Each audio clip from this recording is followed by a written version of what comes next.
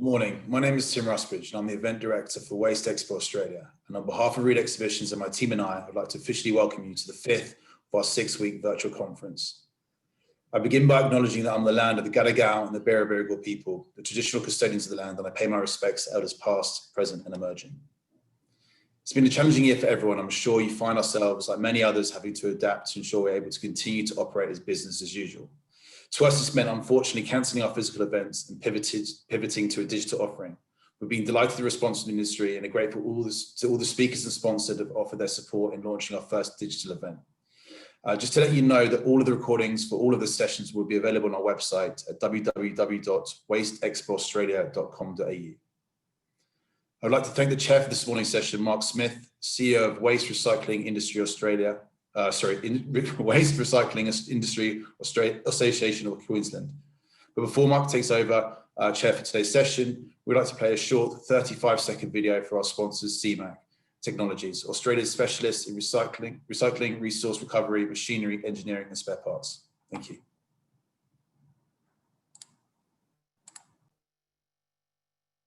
Welcome to the Circular Economy 1 session, sponsored by CMAC Technologies. We are passionate about solutions that protect resources for our children and their children to enjoy. So we supply machinery and engineering for today's evolving recycling industry, from automatic sorting right through to making new products, focusing on technologies that create profitability for you, our customers, and reserve resources. And by offering leading European equipment, we combine the collective global know-how for your recycling solutions. Let us know what you want to recycle. Good morning, everyone. Thanks, Waste Expo, and thanks, CMAC, for sponsoring this session. My role today is chair, so I will be facilitating questions, introducing speakers, and trying my best to keep us on track and on schedule. I'd first like to start by introducing the Honourable Trevor Evans, Assistant Minister for Waste Reduction and Environmental Management. I think it's fair to say, meeting a lot of ministers, the Assistant Minister is universally liked, and I think that's because he's been doing what any good minister should do, and that's getting on and delivering for his portfolio.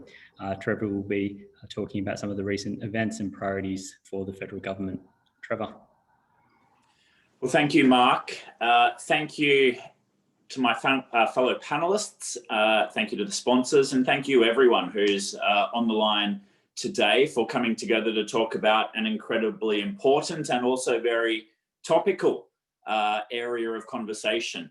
And I guess I would start by saying it's a really, really exciting time to be involved in policy making around sustainability and bringing about a more circular economy.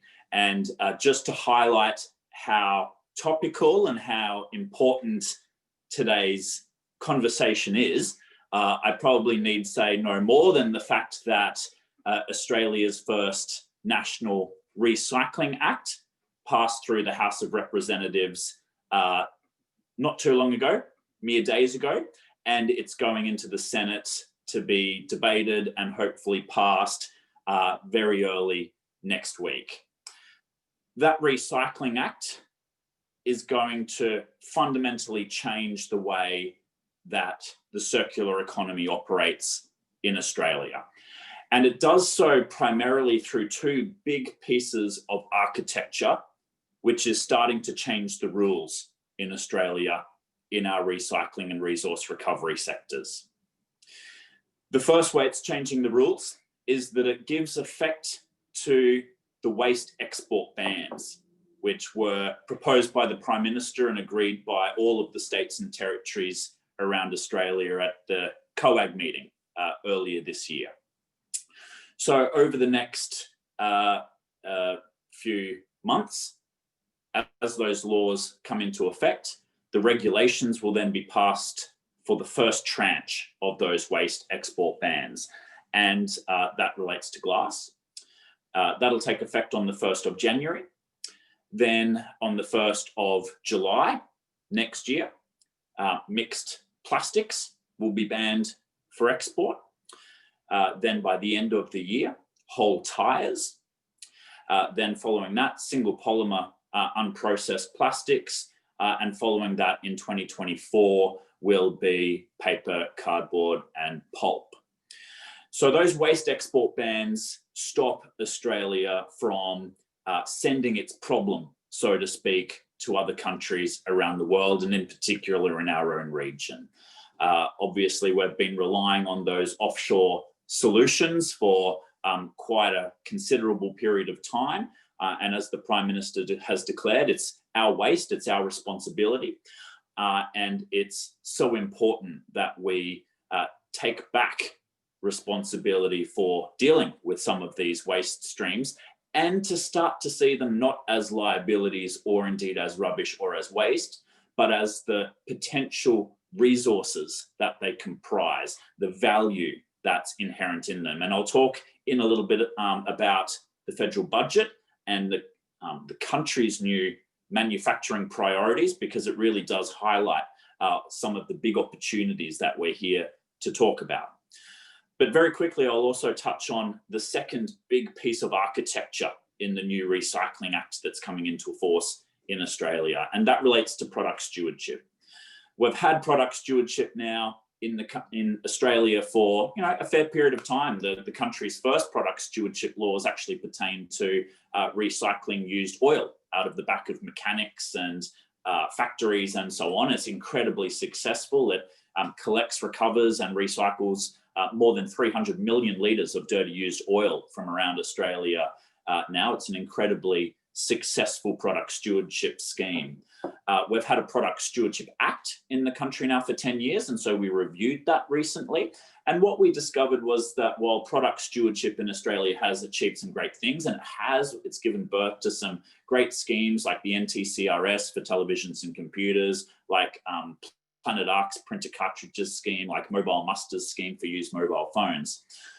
We think that product stewardship can play and must play a much bigger role in Australia meeting all of the targets that we've set ourselves for resource recovery, recycling, avoiding landfill, and so on. Pretty much every single big target that we've set for ourselves as a country through the National Waste Policy and the action plan that sits under it, we can achieve those goals more easily if product stewardship is turbocharged to achieve everything that it potentially can. So we've made significant improvements to product stewardship laws in Australia in these new laws coming in. And I think it's right that product stewardship now sits at the heart of Australia's first National Recycling Act. What we've done is we've fundamentally changed the cost-benefit approach for any business, for any sector, for any industry, thinking about how they can take more responsibility for their products at end of life and to bring about those circular economy outcomes. But more than that, we've broadened the scope of product stewardship. So no longer should we just be thinking about product stewardship by virtue of individual products or categories of products, although that's still important. The opportunity is to think about product stewardship by virtue of the material or resource streams that sits underneath products. So it's not just about, for instance, turning PET bottles back into PET bottles, which is a fantastic outcome of, for instance, CDS schemes across Australia. But what about the opportunity to consider product stewardship for PET as a resource or material stream, so that regardless of whether the PET is in that plastic bottle or whether it's in a berry punnet or some other packaging, or indeed whether it's in some other consumer product, the point is to recognize the value inherent in the PET itself, not just in a particular product in which it might reside, and to bring forth that value at the end of the product's useful life.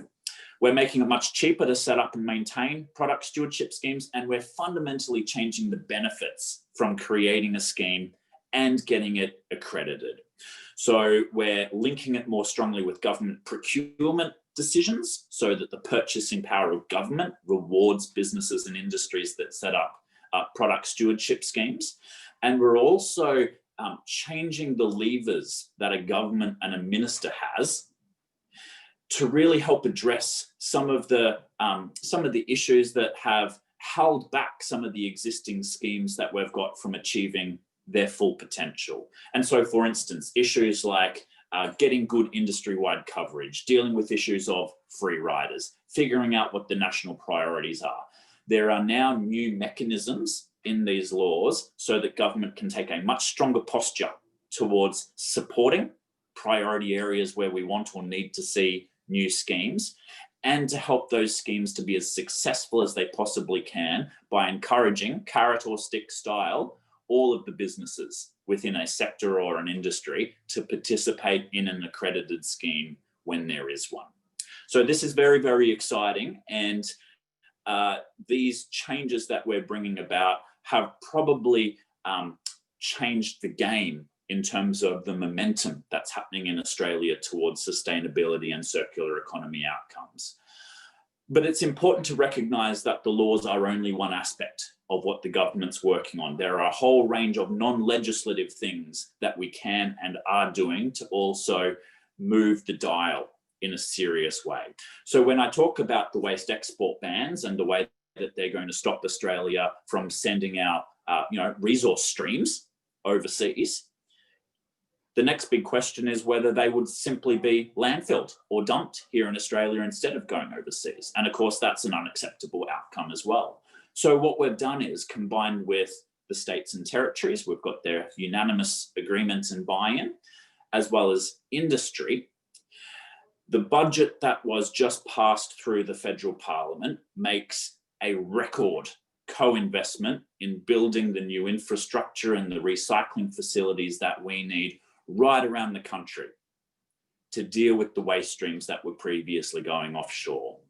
So the Recycling Modernisation Fund has a close to $200 million co-investment from the federal government, matched dollar for dollar by the states and territories, and matched more than dollar for dollar by industry. Those processes are being run by the states and territories right now. Some of them have already completed their process of selecting the winners, so to speak, and the infrastructure and the facilities that will be built. Others are still going through that process. But ultimately, the timelines for the introduction of the waste export bans have been carefully calibrated with the dollars on the table through the Recycling Modernisation Fund to ensure that Australia is building the capacity, the supply side of the equation as quickly as we need to take account of the volumes that were otherwise going offshore. We're also putting money for the first time. This is very exciting for a federal government. First time a federal government has done this. We're putting money into product stewardship schemes, and specifically into helping new schemes to be established and made operational, and to support the expansion of existing schemes. And we're going through the process of looking at all of the applications right now. Can I say we've been blown away by the interest? It's absolutely phenomenal. We've had well over 100 proposals and projects come in from right across Australia's industry, business, and all of the relevant sectors that you'd hope to see interest from. We're going through that process of looking at those right at the moment. And without prejudging any winners, let me just say there are some really exciting proposals on the table, and they align in a fantastic way with lots of the priority areas or the biggest challenges that many of us would think about first when we think about the most problematic things in our waste streams, the things which are most difficult to deal with, or the things which either contaminate, cause hazards, or other terrible outcomes in terms of them being included or involved in those waste streams. We also have a number of other big investments that have been made in this federal budget. We've got $35 million on the table to support a whole range of actions under the National Waste Policy and the Action Plan, all of those ones that federal government said that we would lead or assist with. And I should stop for a moment there and say how significant it is that over the last year, we have managed to get all of the states and territories and local government to the table in Australia to agree on a long-term strategy, to agree on a long-term set of targets, and to decide who's on the hook for leading what, who's responsible for what, who's responsible for funding what. And that's incredibly important. And that has done probably more than anything previously to extend the planning horizons that we have in front of us, so that we're all, as much as is possible for governments in a federation, to be on the same page and to be leaning in the same direction, and to be flagging for everyone else out there in industry and business and households and associations and not-for-profits where the future is going and where they should be aligning their interests. I've probably already spoken for way too long, and I've barely even covered off on all of the exciting things that we're doing. Look, in brief, we've got some very big changes coming in terms of demand and how the federal government and indeed other governments can drive the demand side of the equation. That's changing our procurement policies. It's using our purchasing power. It's creating new standards and guidelines to assist local governments and so many others use more recycled content. And the other thing I should mention before I wrap up is that as we finalize the work we've been doing around the demand side, around the waste export bans, around product stewardship, the question is where we start to focus next, because there are so many further opportunities and challenges to take up. And I'm really excited to say that we've got a deep dive on plastics that we've been working on very hard. We'll have a national plastics plan out very, very soon.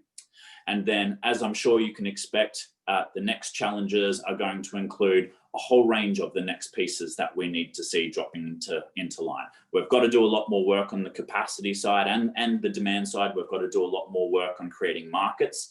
There's some big problems and opportunities to meet in spaces like organics and food waste, for instance. So many places. But look, I guess in closing, what I would say is thank you to everybody who's been a part of the journey thus far. It's been an incredibly wild ride over the last year or so. It's an incredibly exciting space to be a part of. There's a lot more change to come yet. And I'm going to end with this very big one. One of the great focuses that the federal budget just made was on Australia's potential for manufacturing.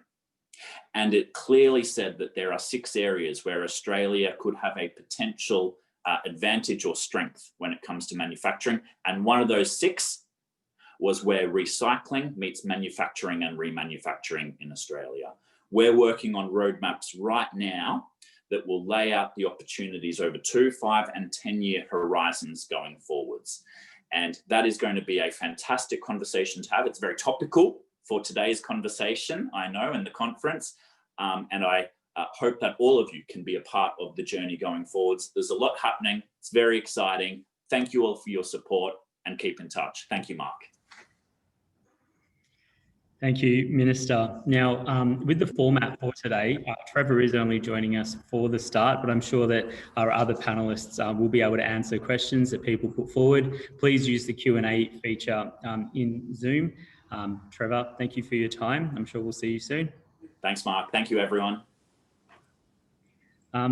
The format for today will be that we'll be hearing from the speakers, and then we've allocated about 20 minutes at the end as a bit of a Q&A panel. So please put questions down. If you're not sure what questions to ask, maybe just vote on other people's. I'd now like to introduce Pete Schmiegel, CEO of the Australian Council of Recycling. Most of you would be familiar with the work that Pete has been doing, and if you're not, I'm sure his face will be, because he's often on the news advocating for our industry. Pete, I'll hand over to you. Thank you. Well, good. Okay, so I'd first like to acknowledge that no matter where we are today, we are on Indigenous land, always was, is, and always will be. I'm on the land of the Baramatigal people of the Darug Nation here in Western Sydney, which, by the way, has the largest concentration of recycling jobs of anywhere in the country. Turbo Trev, that's maybe where I'll start, is I actually want to really acknowledge the extraordinarily successful policy regime that has been introduced by the Commonwealth in a very short period of time. If you think of policy as a chocolate wheel and you spin that chocolate wheel anywhere and you land on legislation, investment, infrastructure, procurement, demand, product stewardship, recognition of recycling's broader holistic sustainability potential, including jobs, you have to say that we're actually kind of at a high watermark when it comes to public policy for recycling in this country. And it is a time of tremendous opportunity for those of us in the sector. And we need to be prepared to grab that opportunity to recognize our historical moment, if you will. Yeah, you can give me a whole discussion about it's not happening fast enough, or there's a disconnection between the announcements and what's actually happening on the ground. But I challenge anyone to show me objectively when we've been in a better position with regard to the overall policy settings. And frankly, you know, that is a great credit to both Susan Lee and Turbo Trev. I'm going to take a slightly different tack today, and I'm going to basically talk about, in some respects, how we got to that good point, and perhaps share some information with people who are working on projects, working on policy, working on getting initiatives up, be they technological ones or be they educational ones or be they otherwise. If you are in the business of trying to have an impact on the rules of the game of resource recovery. And this is based on 25 years of kicking around in politics as a ministerial advisor of I think this is the third time as CEO of an industry association, you name it. So without further ado, 5 rules. First rule, keep it real.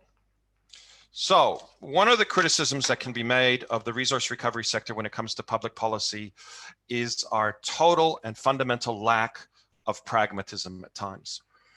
We keep on going to bat for things like extended producer responsibility. We keep on going to bat for things like mandatory recycled content quotas, either in products or as purchasing outcomes by governments, etc. You know what? Any St. Kilda supporters out there? How about if I told all you St. Kilda supporters that you must, as of tomorrow, be Collingwood supporters? You wouldn't do it. You wouldn't do it because it's outside your philosophical parameters, your lifestyle, your choices, etc. And yet we keep on running the ball up to a government that's basically interested in market mechanisms rather than regulation, rather than mandation. So again, you know, if you are thinking about what you're doing with your concept, your policy, your proposal, your initiative, test its pragmatism. Keep it real. Are you actually within the philosophical parameters of the minister, agency, organization that you are seeking to implement with? So that's rule number 1. Rule number 2, just the facts, ma'am. My point is that there is too much of a tendency in the resource recovery sector to float ideas and to have thought bubbles. And we have a propensity not to actually invest in the intellectual grunt and data that is needed to substantiate our claims, to verify the things that we are advocating. When you compare us to virtually any other sector, the egg growers of New South Wales have 15 people who work for them. And part of what those 15 people do is they come up with good, hard data about egg production rates, about diseases affecting chickens, about different OH&S procedures, empirical proof. So when somebody like Trevor Evans is deciding on the next tranche of data, or where do we take our $191 million and co-invest it with states, he can't just do that on where's the wind. He needs the empirical evidence. And we are, frankly, not doing it enough because we're A, lazy, and B, naive. So, second rule, just the facts, ma'am. Third, punters count. You know, sometimes I hear folks in our industry basically say, it's just about the politics. They won't say no to that proposal because it's unpopular, or oh, why are they deciding this entirely on perceptions, and express other frustrations like that. And you know what? It's actually kind of disrespectful. It's disrespectful of the role of elected officials, and it's disrespectful of this thing that we happen to live in called a democracy. It is the job of our elected officials, of people like Trevor, of ministers, of members of parliament, to represent the community interest. You know, they are the custodians of the taxpayer dollars that we pay, and part of the consideration that they must make on any proposal, initiative, et cetera, is where is the community at? It is entirely legitimate. And yet, because we happen to be a logistics-based industry, a technology-based industry, we keep on saying, but can't you see the box is perfect? Can't you see the box is perfect? Without considering all the community and social aspects around the box. Waste energy, classic example of, are we doing enough to earn a social license to operate, and de-risking proposals for the political class, and other major sites and other major proposals in the resource recovery supply chain. Fourth, and there's only 5, ride the wave. So what do I mean by ride the wave? There ain't no point in trying to talk to a government about flu vaccines when a government is fully committed to finding COVID vaccines. There ain't no point in trying to talk to a government about baseball stadiums, because I'm a big baseball fan, when there's actually a minimum need for those baseball stadiums and baseball fans in Australia. The better approach in policy and politics, and one that our industry doesn't follow well, is to see what are the trends that currently interest the government. What are its priorities? What are its objectives? So for example, the minister gave away a really cool hint at the end of his presentation: manufacturing, right? As we come out of COVID, we have to have a very serious think in a de-globalized world about where our future post-COVID jobs come from. Where will we find employment for more high-vis people, for instance? And we have been very well placed and have done a good job of positioning recycling as one of those 6 manufacturing industries of the future. So my point is, next time you're going to a minister, are you talking to them about how many tons you're diverting from landfill? Or are you talking to them about how many jobs you're actually creating? Ride the current wave. Don't try to create artificial waves. They can only do that for really greenhouse gas intensive pools in Japan, right? Final one. Clarity is king or queen. And what I mean by that is our sector tends to waffle on a lot in the public policy arena. We put forward 400 ideas and expect that poor politician who basically has about 3 seconds a day to engage with us, that somehow they're going to decipher from that 400 ideas 1 or 2 things that really matter most. We are awful at coming to consensus and agreement around big picture ideas and key directions. We have to provide clear solutions to clear problems. We have to have clear asks when we go see these people. And finally, one voice is a lot more powerful than 3 or 4 or 18 or 30 or however many more industry associations we currently have. We all think we're different, but people like Trevor Evans and others look at us and say, you're all part of the same church. So I guess what I've tried to do today is do a bit of Emperor Has No Clothes and talk a little bit about the nuts and bolts of how we influence the process. Hopefully it's been a bit different for you. Happy to take questions. Thank you, Pete. I will encourage the participants to write questions into the question and answer box, and panelists will answer them as we're going, but we'll also then open up the floor to everyone else. Pete, on behalf of everyone here, I think I just want to say next I'd like to, before I continue, I'd also just like to acknowledge the great work that you have done in the role as CEO of ACOR, especially with changes afoot. Really just want to acknowledge the guiding hand you've kind of had with that organisation, especially during all the ups and downs that we've had over the last few years. So thank you. I'd now like to introduce Alyssa McNamara from Infrastructure Victoria. Alyssa will be talking about the advice that's recently been given down to the Victorian Government from Infrastructure Victoria. Hello, Alyssa. Hi, Mark. Thanks for having me. It's a pleasure to be online today. I'd like to start by acknowledging that I'm coming to you live from the lands of the Wurundjeri people of the Kulin Nation. Just going to share my screen. So I'm coming to you from Infrastructure Victoria. So Infrastructure Victoria is the independent infrastructure advisor to the Victorian Government. And one of our functions is providing advice on specific infrastructure related topics. So hopefully you can all see that.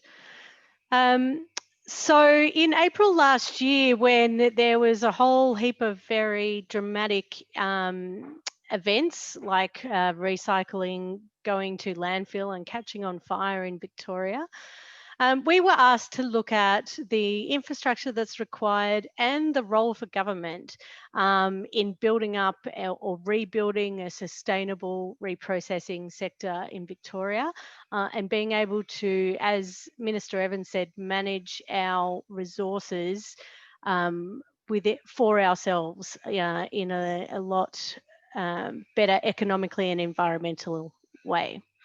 So we worked on this for 12 months. We did a lot of stakeholder engagement across industry, government, local government, the community, and we came up with 13 recommendations. We did some infrastructure gap analysis, we did some materials modelling, we did some economic benefit, economic analysis and modelling. We looked at the impact of the COAG waste export bans and the recycling and waste targets. And we looked at what already existed in Victoria, where the population is, or where the materials are coming from and going to, and what might be required to make that more effective. So out of the first phase of materials modelling that we did, we came up with this matrix looking at the fates of different classes of materials. So this is an aggregated version. We actually broke those materials down into 30 different materials types. But based on the risk to the environment or the benefit to the environment of the recycling and the current fates of those materials, the volumes of those materials, we recommended that the government focus their efforts on 6 priority materials. So that's organics, plastics, glass, paper and card, e-waste, and tyres. Now, metals are already performing pretty well and are at relatively low risk. The same with masonry. Other materials like textiles form a very small percentage of the waste in Victoria. And so we're not necessarily going to get as good bang for our buck as if we focus on organics. Phase 2 of the materials flows models looked at the impact of different policy levers over time. So what are the real requirements of the COAG waste export bans? What if we focus on organics and we try and minimise the amount of organics going to landfills? We also did some sensitivity analysis on the original projections, looking at different things like population growth rates.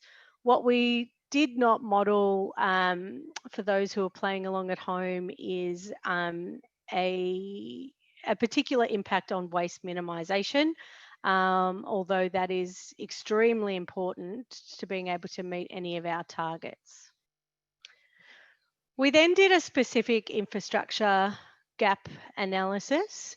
So we spatially analysed all of the waste generation and resource recovery rates and movements across Victoria. When we mapped that to the projected wastes over time out to 2039, we figured out what the capacity gap could be. Obviously, there's a lot of uncertainty in all of these projections that needs to be monitored as this work is taken up and implemented.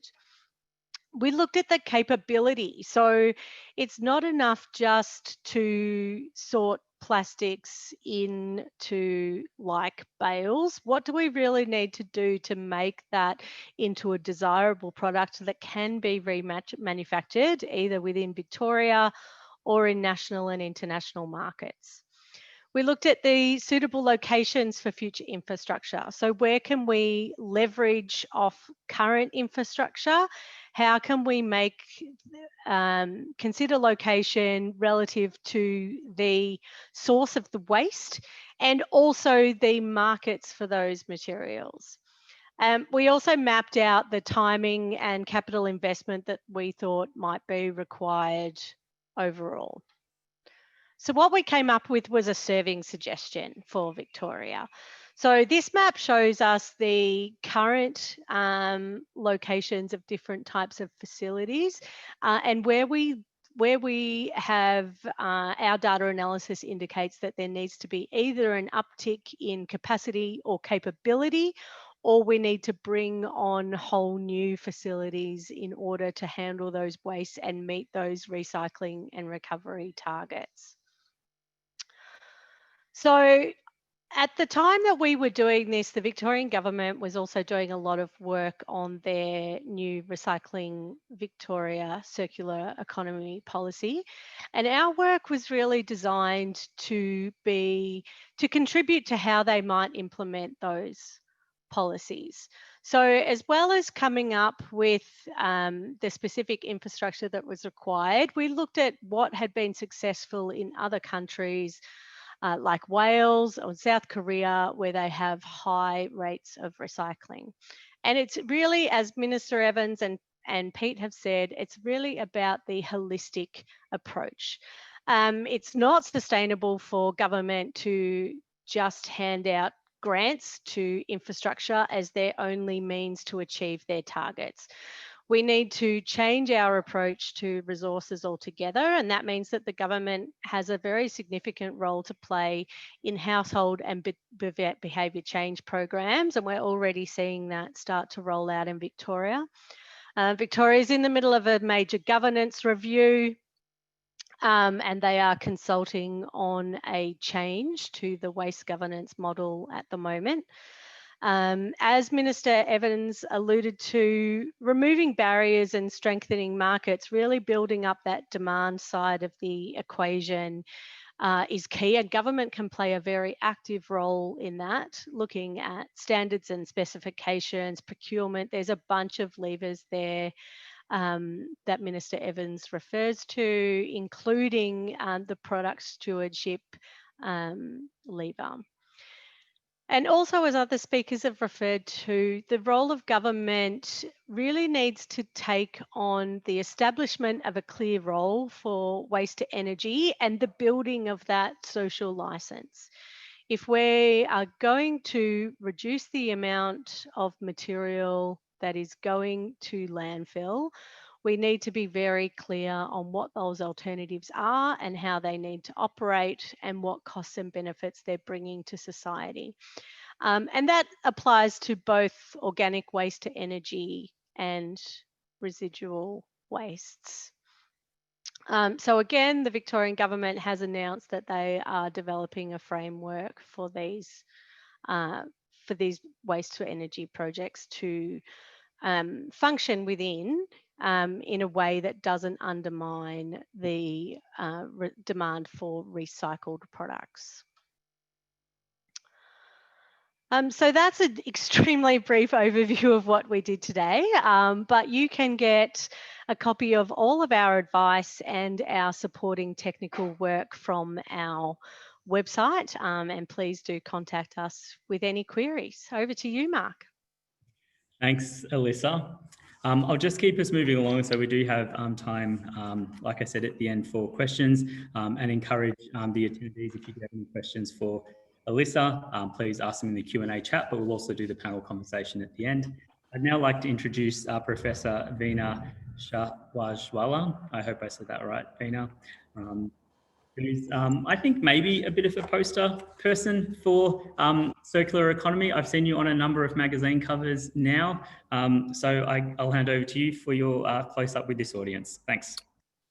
Thanks very much, Mark. And I'd like to certainly acknowledge and thank everyone who's been organizing this incredibly fantastic conference. And it's an absolute privilege to come and talk about some of the work we have been doing. And indeed, I'd like to acknowledge and thank the minister, because I think I love the fact that he ended his talk on recycling meets manufacturing. And I have to tell you, this was an incredible coincidence that the title here of what I'm talking about today is really aligning recycling and manufacturing, and to give you basically a high-level overview of how indeed all of the brilliant points that have been made by Minister and my co-panelists really can be shown through some of these examples. So from my point of view, I play a role both as Director of the Smart Centre at UNSW, but also Director of NSW Circular. I'd like to acknowledge, of course, the Australian Research Council for funding a lot of the research that has happened at UNSW. But again, interesting commentary, of course, in just listening to what the minister was saying around, really looking at some of these, products. And when you think about something like tires, you don't necessarily, of course, think about the fact that they do contain some very important elements. And indeed, the whole point about harnessing the materials that are embedded and locked in these important products when they reach the end of their lives, they still do contain those important elements of hydrogen and carbon. It's about how we harness them, and what we have really shown is whether it's indeed complex products like tires, or indeed what's there in our cars, like different types of plastics, and of course glass. There are endless possibilities, and of course from our point of view, to find those industries where indeed we can show that materials that contain hydrogen and carbon, and in this particular case, tires and plastics coming out from the automotive sector, and you could extend that analogy to so many other types of polymers, is that you can indeed look at what we have done in terms of our own solutions developed right here in Australia around green steel.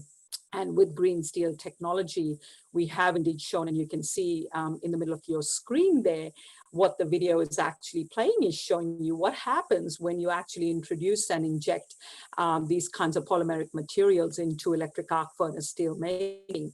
What that has shown for us quite clearly is that the performance of products, when you actually use these types of polymers for steel making applications, has actually been quite remarkable. So indeed, it has actually performed a lot better than traditional sources like coal and coke that would typically be used for injection in these types of technologies. So here's an interesting proposition, that not only are we showing that tires can be indeed a valuable resource for making of steel in an EAF, but also importantly, the benefits for manufacturers of steel is that the efficiency gains that you can make are quite remarkable. So if you look at our technology of green steel, we've diverted millions and millions of tires already. And what that then means is, for us, it's an indication that commercializing technologies like that has got win-win outcomes, as we've been hearing this morning. We're not fully there yet. We have to, of course, work very hard in showing that if we are going to increase the proportion of inject materials coming from indeed our tire injection processes, then we are now in the process of looking at that next generation of green steel, where we can indeed increase the proportion of waste tires as inject materials. So that transformation of tires into resources for EAF steel making is what we have shown. I wanted to keep moving along. Other examples of really useful metal sources, and indeed we've just heard that e-waste is certainly another important resource that contains really important materials. And in this particular case, I'd like to show you an example of how we've indeed been harnessing, for instance, in this case, our printed circuit boards that are extremely rich alloys, metal alloys. And indeed, that's exactly what we've been showing, that our microfactories can take these types of printed circuit boards, as an example, and in a nice, clean way, produce different types of copper-based alloys. So this example that you see again running in the middle of the screen there for you is indicative of how you can produce on varying scales. And so that's really the beauty of looking at manufacturing on different scales. Depends on the capacity that you want to build, depends on, you know, where you're located. If you are located in and around a large metro city, as opposed to, you know, in regional and remote areas, you may want to think about the kinds of scalability that you want to have so that you can minimize, you know, your waste being transported over long distances. So that's really a whole new way of thinking about manufacturing, and the ability to transform waste as much as possible within local regions is going to be an important way to be very cost effective in the way you create these highly valuable metal alloys. So in this case, what you're seeing in the middle of your screen is the transformation of printed circuit boards inside our microfactories, and indeed production of highly valuable copper-based alloys and other alloys as per requirements of what the end user wants. So again, that important question of, if we are going to manufacture highly valuable products, we need to understand market demands and the needs of the market, and understand, of course, the value that these types of materials have embedded in them. And you could basically then extend that analogy out into the valuable materials that are also embedded in our spent batteries. You can basically start to make a list, as you see beginning of this list on the screen there for you, some of the valuable metals. And indeed the amounts that are present in these types of batteries. But it's not just saying, well, you know, I need to harness nickel or cobalt or whatever the case might be. It's about having that fundamental technology that allows you to then convert those waste batteries into these valuable materials. And again, from the point of view of where we sit, that scientific underpinning research that allows us to take micro recycling at the level where you can really go in and produce highly valuable materials at the right scale and do the right transformation, so you get the right chemistry of the alloy, which is really where the market value is. Because once you produce the right material, you then can actually find markets that you can feed them into.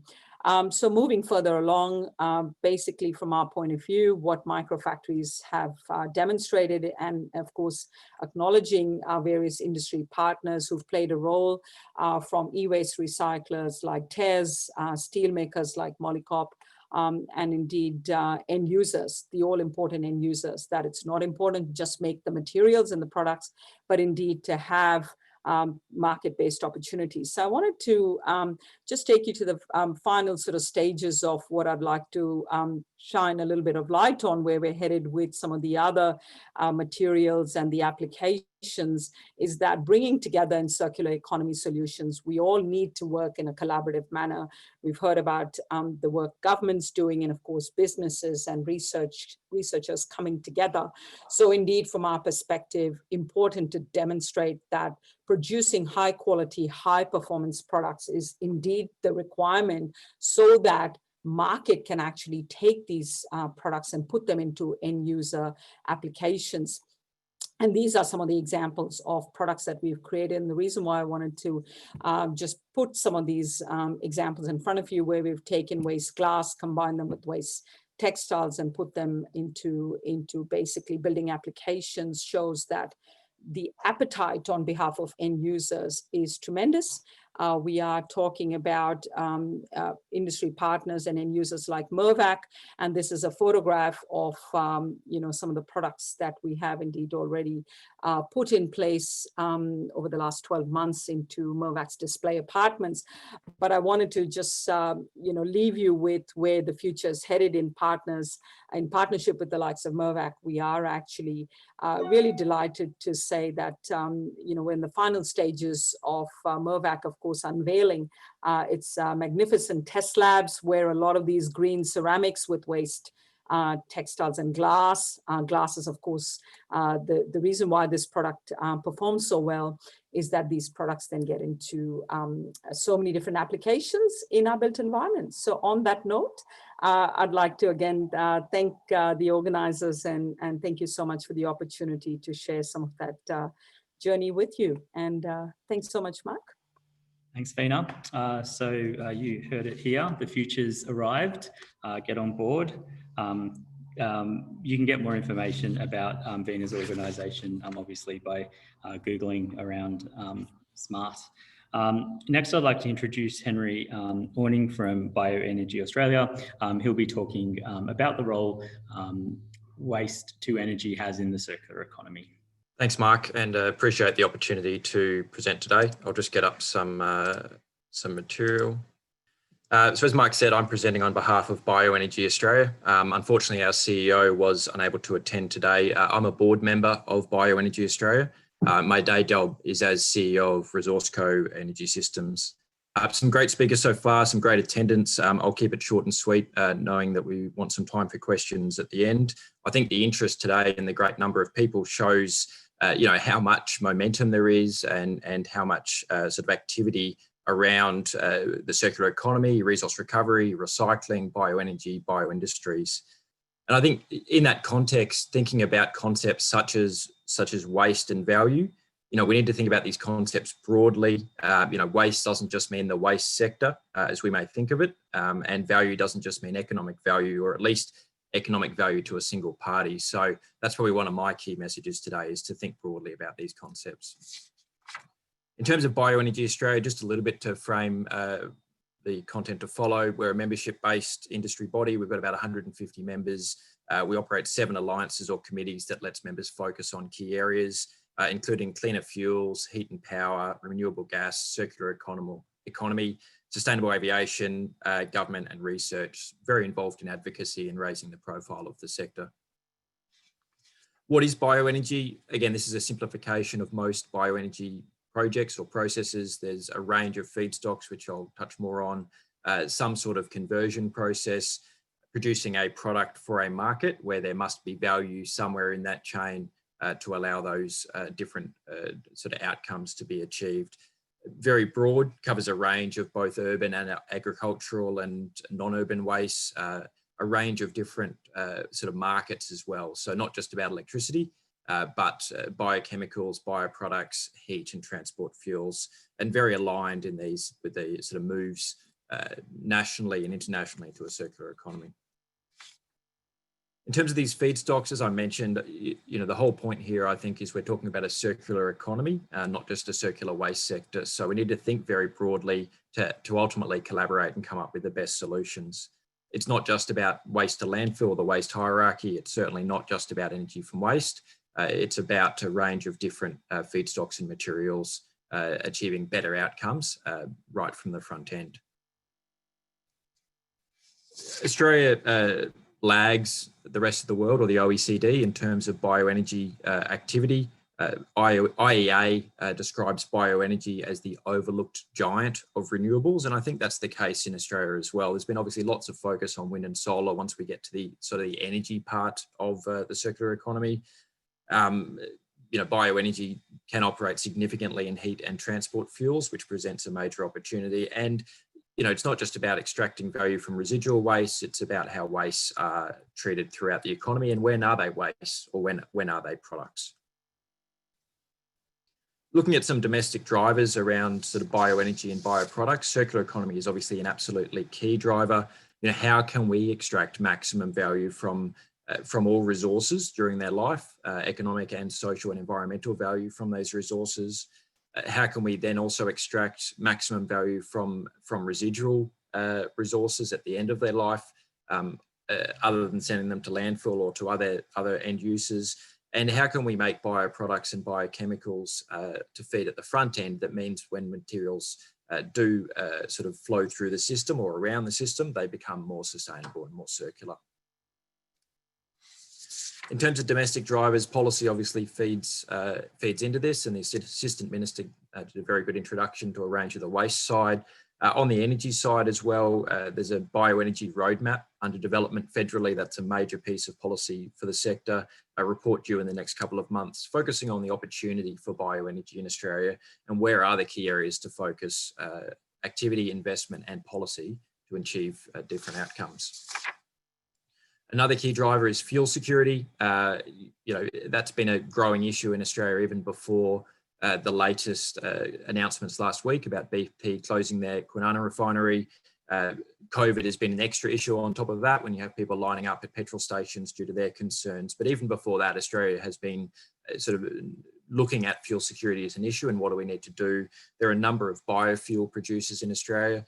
Do we want more? How many more do we want? And how do we put the policies and frameworks in place to achieve those outcomes sustainably? Emissions reduction, another key driver of activity. As I said, electricity has obviously had a lot of the focus on the energy side of discussion. It's about 35% or so of Australia's emissions, and you look at transport at about 20% and industrial emissions at about another 20% that have had much less focus and have many fewer solutions to decarbonising those energy uses. Even within transport, obviously there's about half of that may ultimately be electrified. But the other half, including aviation and marine, there's really only a biofuel solution. Again, policies overseas to drive certain outcomes such as sustainable aviation fuels. And here, I guess, seeing what comes out of the bioenergy roadmap in terms of next steps or key policies. COVID and self-sufficiency. There's, again, other speakers have spoken about manufacturing and the Assistant Minister. We certainly saw during COVID a number of biofuel producers, a number of gin and vodka distilleries having to pivot very quickly to produce hand sanitizer. It goes to the overall question about manufacturing in this country and what we want to do in-house and what policies, again, or frameworks need to be in place to achieve that. And how does government and industry work together to achieve those outcomes that make them sustainable? Regional transition, a lot of bioenergy projects are in the regions, or at least the supply chains are in the regions, whether that's what we would call urban waste or non-urban waste, a lot of food processing, a lot of agricultural waste. So again, how can these values be captured in the regions as part of a circular economy? So thank you. That's all, just a very brief introduction and look forward to discussion and questions.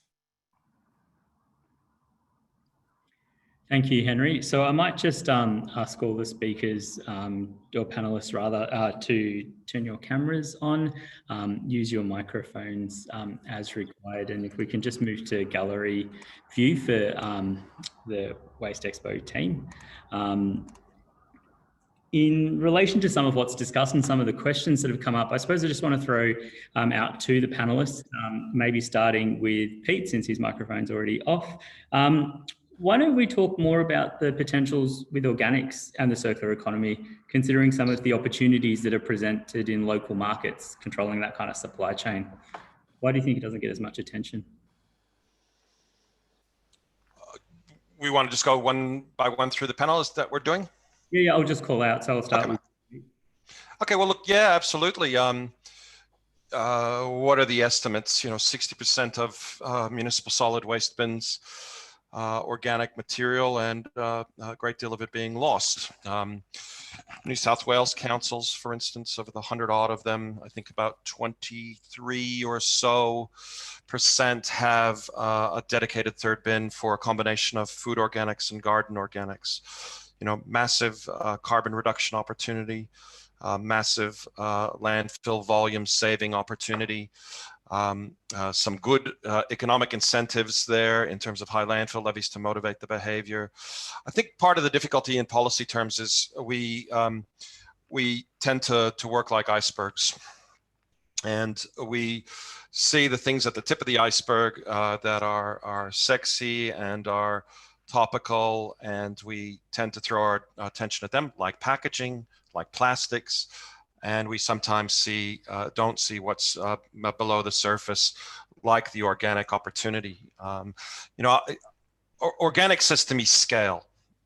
And if we're going to get serious about driving the environmental benefits and the economic benefits of recycling, achieving national waste policy targets, and there are targets in the national waste policy for organics and for food, then we do got to get serious about, the collection infrastructure, the compost technology, and the markets for all of that. Up until now, too much of the stuff has been industry-led and driven. And yeah, there's a strong argument for greater partnership with governments on it. Yeah. Veena, do you have something to add to the potential around organics? Yeah, I think, Mark, one of the things we might need to consider, again, thinking about, that important point around the materials that's in there, to start to think about diversity in terms of opportunities. So how you actually use those, if you were creating different types of products out of that, then what are the markets, and understanding that there are many different types of ultimately renewable carbon sources that you could be generating from that would be a good way to consider that in a value chain. You can create really high value products to, of course, low value, and of course, recognizing that they're not all the same, that you can harness them in a very different way, and indeed convert them into different types of products that have got potentially different market opportunities. Diversity is an interesting point when we think about what's happening with other industry sectors like energy. We're seeing less of a focus on these big infrastructure sites and a diversified network. Alyssa and Henry, just keen to hear your thoughts on the idea of setting up smaller, kind of more localized facilities and pieces of infrastructure, especially when we think about the community buy-in that's required around establishing new sites and impact and benefit. What are your thoughts on that? Well, I might start. Henry can add his thoughts. So, look, I think it's parallel to what's been happening already in the energy sector, and I think it's ultimately key to the success. With the feed-in tariffs so low, it's really not. It's not at the moment really viable for most projects to consider that as part of their business case. So unless we are really willing to take seriously that small scale nature, that self-sufficiency of either businesses or communities, and the incentives that we set up for that, especially given the vast distances that we have to deal with, I think that, that's the only sensible way forward, is to really consider that as a major part of the solution rather than as a nice to have. Henry, do you want to add? Yeah, I think within, again, different potential, feedstocks, be they organic or mixed, and different technology solutions, the potential scales differ. And there may be certain technologies where the capex and the investment required naturally drives to a larger scale, and there's not a lot that may fundamentally be able to be done about that without a complete reworking of structures and frameworks. And there are other technologies, some of the smaller anaerobic digestion, for example, where depending on the particular type of organic feedstock, localized solutions, be they at a shopping center or in a particular regional area or associated with a wastewater treatment plant, are fantastic smaller scale solutions. So, there's such diversity of feedstock, such diversity of sort of technologies that it has to be a bit fit for purpose on the investment side as well. A challenge that I think sometimes we have with policymakers is that we sometimes treat the market and people as very rational, logical entities when we're not. And a real challenge that we have with any infrastructure that's being built is all the things that kind of fit around it. What are your kind of thoughts collectively on the messaging that needs to happen to business and the community, and moving these conversations outside of the waste geek realm? No offense to you guys on the call and myself. Mark, I'll pick up, because I think one of the points in there really, which I think everyone's been talking about this morning, and it's fantastic to hear, that value creation is important, so that if we are thinking how we're going to attract more people beyond just the waste sector to really participate, then the important question is, if I'm a manufacturer, and if I want to be able to utilize some of these materials, I need to understand supply chains. And so I need to know quality of feedstock. And so it's not enough for me to just be told, hey, there's supply of this material available. I need to understand what's the quality of that feedstock. Because if I'm a manufacturer, I'm not going to, in a way, take any risk when it comes to the product that I'm manufacturing. So understanding quality of input is important, because that's then going to have an impact on performance and quality of the manufactured product. So trying to really think about that partnership of how we bring together, and to pick up, what Minister Evans was saying, where you've got recycling and manufacturing potentially working together. I think we need to broaden that out in terms of who these collaborators are and partners are. So yeah, it's a good thing to think about. Alyssa, do you have anything to add in terms of engaging the broader community and business? Yeah, look, I think although the journey has certainly begun, the real change that needs to happen is in our attitude, switching up the terminology to stop thinking about waste and start thinking about materials and resources, to really make that more personal for people. I mean, I watched one of the comms directors on my project have an epiphany about consumerism and Kmart as a part of this project. That was something that she'd never thought about before and never personalized it for her. But I think all of us as people and as businesses need to really feel that in our guts for that to translate into action, and therefore translate into a change in the way that we're dealing with our resources. Some of the questions that came up, and I will just start reading some of these out to get through them, related to, and I'm not reading it word for word, but related to, I suppose, the role of fines and enforcement activity when people don't engage in the right activities. Pete, what's your opinion on fining people in this space? First of all, I very much agree with the panelists about translation.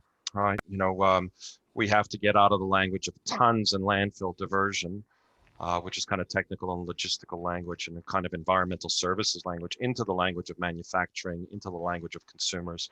Just to give you an example, we did a poll with the community, and we found that 88% of Australians supported greater government engagement around the recycling industry. No number like that had ever been achieved before for any equivalent industry by the pollster. And we used that to convert some of the policy things that you now see in reality to make it safe for politicians. On fines, look, carrots and sticks both have a role, but,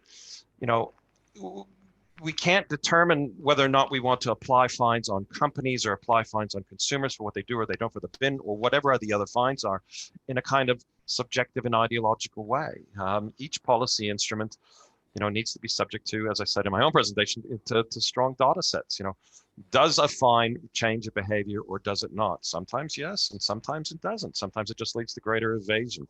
We often see one of the difficulties with EPA regulation of our industry is that the big brands are well regulated and adhere, and everybody who slips below the level of an EPA license is doing a lot of shit.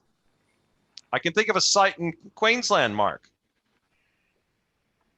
Happens to start with the letter T. Yeah, I think I know the one you're talking about, Pete. I do have a few questions here that I will get through. Veena, people are wanting to know, do you have a Squarespace store or something so people can buy these tiles that you had in your presentation?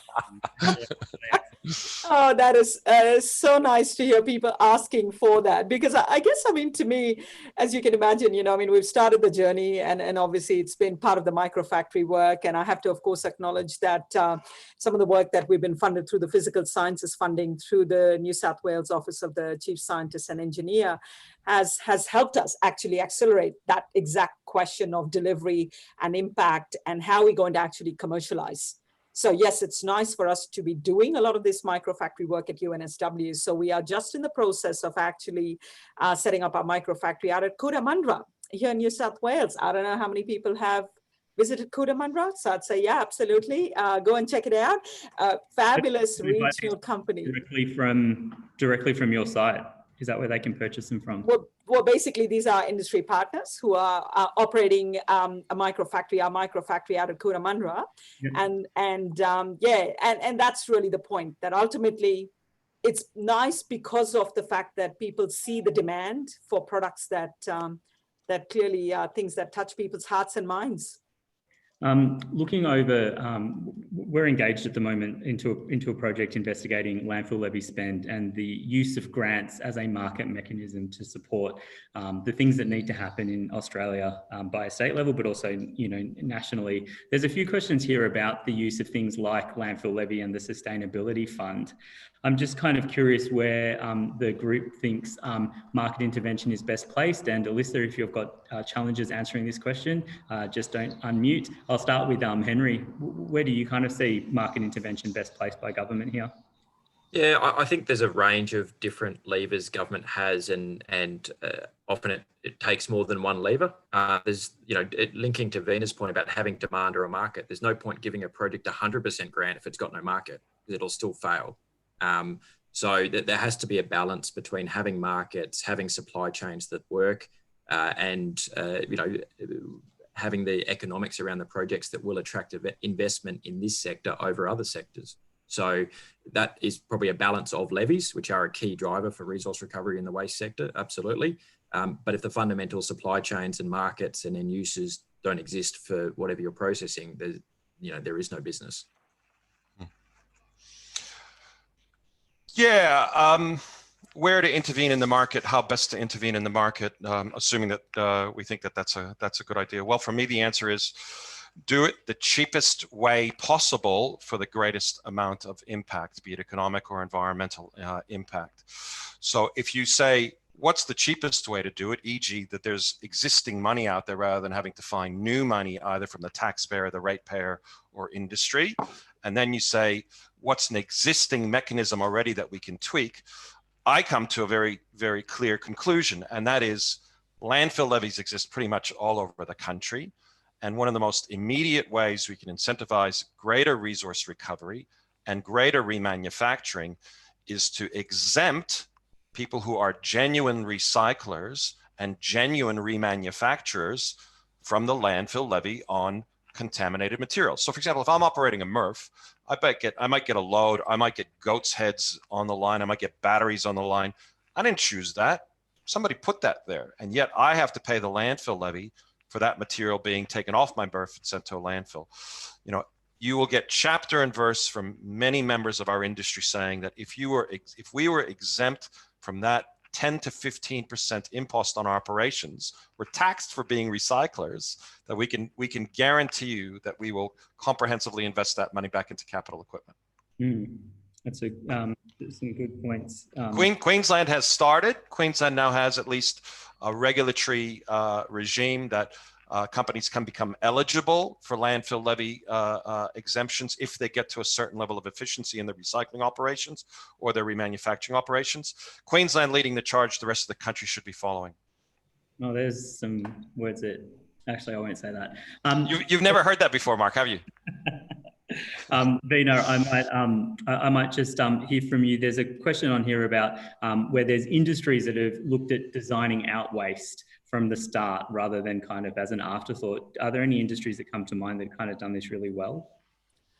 Yeah, look, I mean, I think if you can start to think about some very, very basic examples, right? I mean, we've been hearing a lot about plastics. And if you think about that obvious question around design, and I'd like to think about this is where design meets science, where technology and manufacturing then comes to life, is that if you were a manufacturer, and I'll pick a tangible example, some of the work we've partnered with companies that have been making spectacle frames, for instance, and looking at how you actually then say, rightio, I'll use the right kind of plastic that goes into manufacturing this particular consumer product. And so therefore, consumers actually then have the right to choose a product where if they were spending, say, $50 on a spectacle frame, for instance, to be able to go and buy something that's made out of 100% recycled plastics, that still looks good, is strong, durable, assuming it performs as well as any other product that you can buy. So I think, to me, designing out waste from our economy also means that, we are, in fact, not only we've talked about manufacturing, but also making sure that if waste is not even part of our lingo, then that is recognition that it can be high quality. So therefore, designing out waste automatically becomes the outcome. Thank you. Waste, the word that shall not be named. We are at the end of our session, so I'd like to thank all of our panelists. Just a closing kind of reflection, one word answer ideally. What do you think is the biggest challenge ahead for us to embrace circular economy, starting with Pete? Circular economy is a bullshit idea. It's just a brand name. The biggest challenge is let's just keep on taking more stuff that we currently consider garbage and making it into new products. Full stop. Thanks, Pete. Henry. So the courage to reform. Bina. Prosperity, value. We need to bring both of those together so we can deliver value for our planet and for our people. The job's part of it. So all important to stitch it together. Thank you. And Alyssa. Personal responsibility. Personal responsibility. I think one of the biggest will be trying to eliminate that word waste from the lingo. Thanks very much to our panelists and for Minister Evans earlier. Thank you to CMAC, sponsor for today's session, and also for Waste Expo, and everyone for tuning in. I will encourage the panelists. There are a few Q&A questions that I didn't get around to. If you could stay on the line and maybe just answer the questions that you can, that would be great. I'll see some of you later on this afternoon for the second session. Thank you. Thank you. Thank you.